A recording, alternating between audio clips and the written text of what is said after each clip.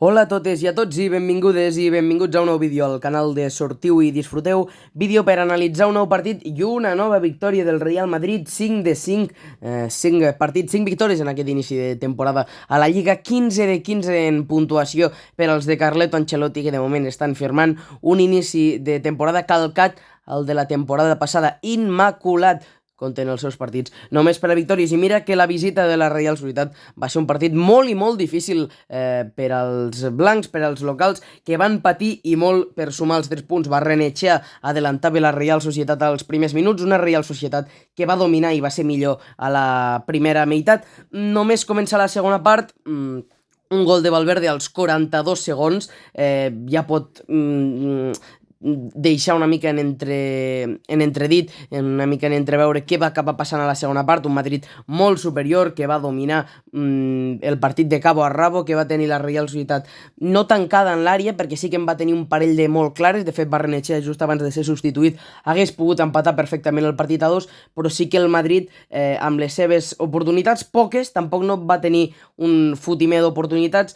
Valverde, com dèiem, als 42 segons, i Joselu, que està començant a encadenar bones actuacions, gols, que al final és el que et dona un futbolista com Joselu, és un delanter d'àrea que et dona gol, i és el que li està donant al Real Madrid. Doncs bé, van poder remuntar un partit i després, als últims minuts, es va saber defensar amb la pilota l'equip d'Ancelotti. Molt bon partit de Kubo, que va fer un autèntic recital. De fet, va marcar un gol que és anul·lat perquè la pilota toca no Oyarzabal, que estava en fora de joc, és a dir, polèmica, però la deixarem de banda. Perquè toca analitzar les alineacions. El Madrid, que va sortir amb l'habitual aquests últims partits: Kepa a la porteria, Carvajal, Rüdiger, Alaba, Fran García, Tchouaméni, Kroos, Valverde al mig del camp, Bellingham de mitja punta, Joselu i Rodrigo com a homes més avançats. Primer partit, per cert, en el que no marca Bellingham, tot i que va fer grans minuts al Bernabéu davant de la Real Societat. A destacar el partit pel lateral esquerre de Fran García, que va fer les dues assistències. El gol de Valverde, una gran incursió per la banda, arriba en línia de fons i la posa a la frontal, un remate absolutament sol, tot sigui dit, el futbolista uruguaià.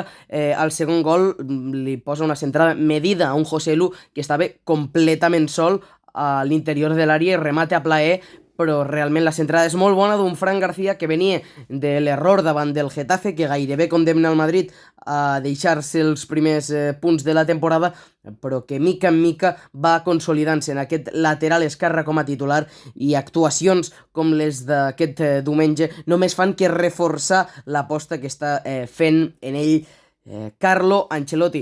Al mig del camp, doncs Kroos, mica en mica, va passant d'aquest rol suplent amb el que havia començat la temporada a ser un pèl més titular. Aquests partits en els que el Madrid ha de tenir la pilota i no vol córrer, vol dominar el partit, doncs bé, Kroos va molt i molt bé. Qui s'està quedant potser en un pla més secundari és Luka Modric, i el gran damnificat de l'alineació del Real Madrid, que va començar com a titular aquesta temporada, el jugador que serveix per a tot, Camavinga, i de moment amb les grans actuacions de Toni Kroos s'havia relegat a la banqueta. Veurem si aquest és un canvi ja permanent que deixa establert Carlo Ancelotti, o simplement és una variació temporal o per partits determinats en els que l'entrenador del Real Madrid, l'exfutbolista del Milan, entre d'altres, Carlo Ancelotti, ho vegi oportú. Per part de la Real Societat, una Real Societat que debutarà a la Champions molt i molts anys després a casa davant de l'Inter de Milán, un partit molt i molt difícil i que no està encadenant el millor inici de temporada. Remiro a la porteria, Traoré, Zubeldia, Lenormand, Tierney a la defensa, Mikel Merino, Zubimendi, Brais Méndez al mig del camp, Adal Kubo, Barrenetxea i Mikel Oyarzabal. Una Real Societat que, des del meu punt de vista, si ens centrem única i exclusivament en el que és l'11 inicial, té un dels millors equips de la categoria. Per mi, Remiro em sembla un porter excel·lent. La parella de centrals, sobretot Lenormand, em sembla un futbolista de primeríssim nivell.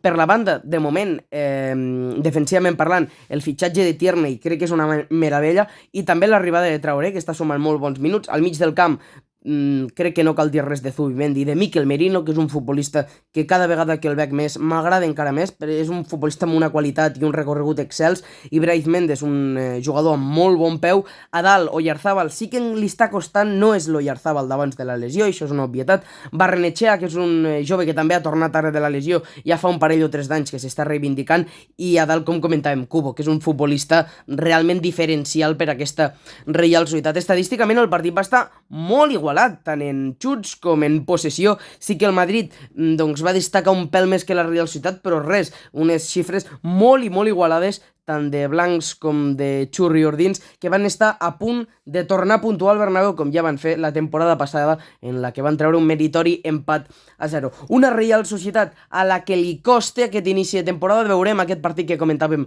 davant de l'Inter entre setmana, que comentarem, com no pot ser d'altra manera, aquí a Sortiu i Disfruteu, i analitzarem un cop acabi, i el Real Madrid, que de moment es manté ferm com a líder de primera divisió, 15 de 15 d'un Real Madrid que de moment està intractable en aquestes primeres 5 jornades. Nova victòria dels d'Ancelotti al final dels 90 minuts. Real Madrid 2, Reial Societat 1.